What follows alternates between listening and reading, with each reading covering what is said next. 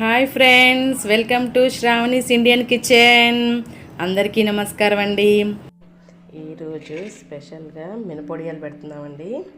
ఈ మినపొడియాలు చాలా టేస్టీగా ఉంటాయి, చాలా హెల్తీ కూడా అండి.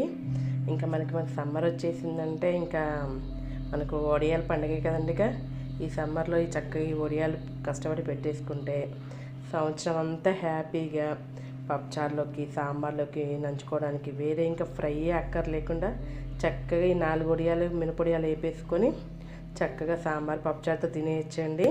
ఈ మినపొడియాలు చక్కగా బెండకాయ పులుసు చేసినప్పుడు అందులో ఒక 4 మినపొడియాలు వేసేసుకున్నామంటే కూరకి అంత టేస్ట్ వస్తుంది. చక్కగా ఈ మినపొడియాల పులుసు కూడా పెట్టుకోవచ్చండి, అంత బాగుంటుంది. ఇంట్లో ఏమీ కూరగాయలు లేనప్పుడు ఒక 4 టమాటాలే ఉన్నప్పుడు అందులో ఒక 4 మినపొడియాలు వేసేసి కర్రీ చేయండి, ఎంత బాగుంటుందో. చాలా చాలా టేస్టీగా ఉంటాయండి.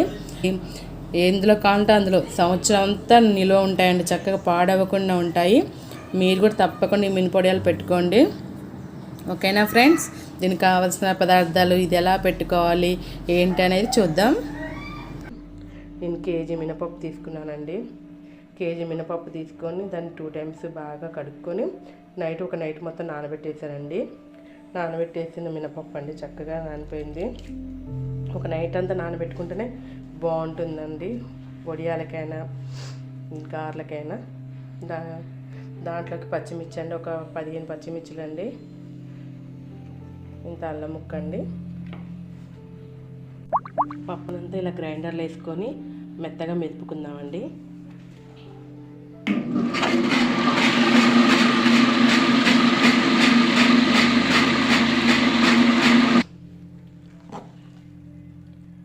పిండి రుబ్బుకునేటప్పుడు అండి ఎక్కువ వాటర్ వేసి రుబ్బుకోకూడదు.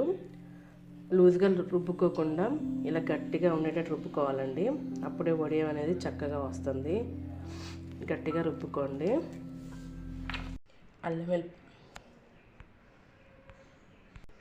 అల్లం పచ్చిమిర్చి ఇలా మిక్సీకి వేసుకున్నానండి.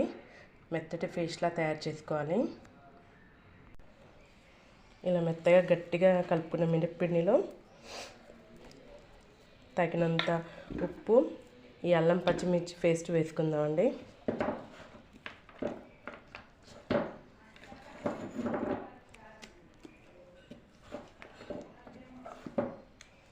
అల్లం పచ్చిమిర్చి పేస్ట్,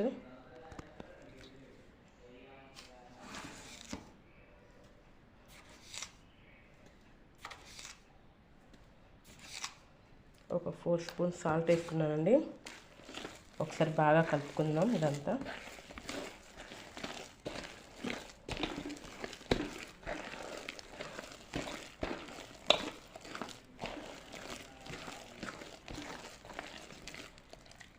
కొంచెం పసుపు వేసుకుందామండి.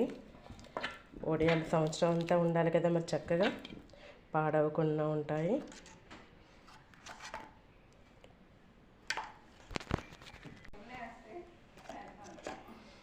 ఒక 3 స్పూన్లు పసుపు వేసుకుందామండి.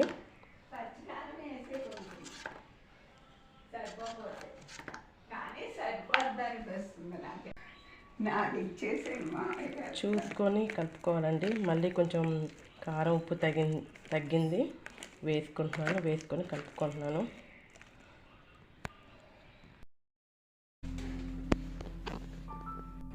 ఇక మినపొడియాలు ఎలా పెట్టాలో చూద్దామండి. ఒక గిన్నెలోకి నీళ్ళు తీసుకొని ఇలా చేయి తడుపుకుంటూ కొంచెం పిండిని తీసుకొని చిన్నగా పెట్టాలండి. మా అమ్మమ్మ వాళ్ళైతే అసలు ఎంత చిన్న వడియాలుగా పెడతారండి. అక్కడ నుంచి నేను నేర్చుకున్నాను. చక్కగా చిన్న మినపొడియాలు అయితే చాలా బాగుంటాయండి. ఇలా చక్కగా చిన్న చేతితో పెట్టుకోవచ్చండి. లేకపోతే మన ఇంట్లో పాల ప్యాకెట్కి కొంచెం కొసర చిన్నగా కట్ చేసుకొని అలా పెట్టుకోవచ్చండి. లేకపోతే స్పూన్తోనే పెట్టుకోవచ్చండి.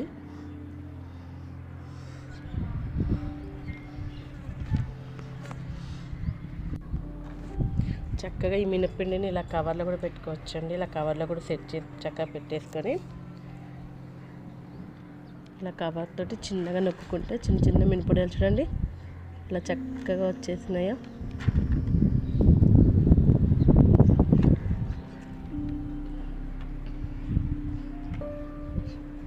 చక్కగా ఇవి పొద్దున్నే 6 ఈ పిండిలన్నీ వేసేసుకొని చక్కగా 6-7 మొదలెట్టేసుకుంటే ఎండొచ్చే టైం కల్లా ఈ వడియాలు పెట్టడం అయిపోతుందండి. చక్కగా ఎండిపోతాయండి. ఈ వడియాలకి పిండి రెడీ చేసుకున్నాకండి ఎక్కువసేపు ఉంచకూడదండి. ఎక్కువసేపు ఉంచడం వల్ల ఈ పిండి అనేది టేస్ట్ మారిపోయి కొంచెం చేదుతనం వచ్చే అవకాశం ఉంది. కాబట్టి ఈ పిండి అంతా కలుపుకోవడం అయిపోగానే చక్కచక్క కవర్లు కడిగేసేసుకో చక్కగా డాబా మీద వేసేసుకొని వెంటనే వడియాలు పెడుతూనే ఉండేయాలండి. కవర్ మీద పెట్టుకుంటే ఈజీగా వస్తాయండి. కొంచెం క్లాత్ మీద అయితే తడి చేసుకుంటే వచ్చేస్తాయండి వడియాలు. మీకు కవర్ ఉంటే కవరు, క్లాత్ అయితే క్లాత్ మీద పెట్టేసుకోండి. చక్కగా చూసారండి వడియాలన్నీ చక్కగా వచ్చేస్తున్నాయి. మీరు తప్పకుండా ట్రై చేయండి. సంవత్సరానికి ఒక్కసారి పెట్టుకుంటామండి. చక్కగా ఎండాకాలంలో పెట్టేసుకొని సంవత్సరం అంతా ఈ వడియాలని మంచిగా చక్కగా వేపేసుకొని తింటామండి. మినపొడియాలండి చక్కగా వారం రోజులు లైన్గా రోజు ఎండబెట్టుకుంటే ఇలా చక్కగా ఎండిపోయినాయండి. చూడండి ఇలా గిలగలా అంటున్నాయి. ఇలా ఎండబెట్టుకుంటే సంవత్సరం అంతా పాడవకుండా ఉంటాయండి చక్కగా. నా వీడియో కనుక మీకు నచ్చితే ప్లీజ్ సబ్స్క్రైబ్, షేర్, లైక్ చేయండి తప్పకుండా. ఓకేనా ఫ్రెండ్స్, బాయ్ బాయ్.